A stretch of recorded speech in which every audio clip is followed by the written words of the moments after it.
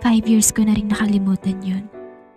Pero after ng 5 years, kailangan ko pumunta ng Pilipinas para sa family reunion namin. Bigla na lang pumasok sa isip ko na buksan yung luma kong FB para i-check yung mga kaibigan ko. At dito ko na din nakita yung mga chat sa akin ni Kiko. Faith, please. Nagkakamali ka ng iniisip. Hindi ako nag-cheat sa'yo. Please, kausapin mo ako.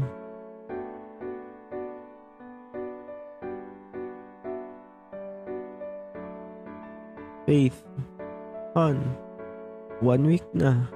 Lagi ako pupunta dyan pero hindi mo ako pinagbubuksan ng pinto. Alam ko nandyan ka. Nakikita ko sa bigay mong iPhone. Pagbigyan mo ako mag-explain. Please, Faith. Kahit isa lang.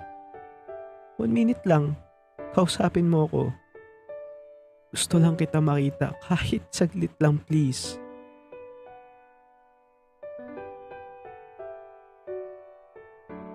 Faith? Bakit nasa Japan ka na? Huwag mo sabihin. Lumipat ka na? Iniwan mo na ako dito? Gusto ko lang naman mag-explain sa'yo. Kahit 1 minute lang. Kausapin mo ako, please.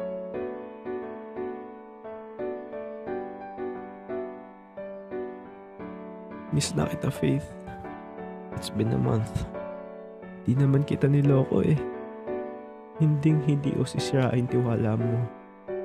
May tiwala ako sa'yo, Faith. Magtiwala ka rin sana sa akin.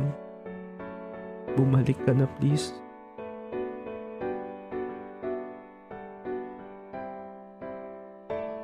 Faith?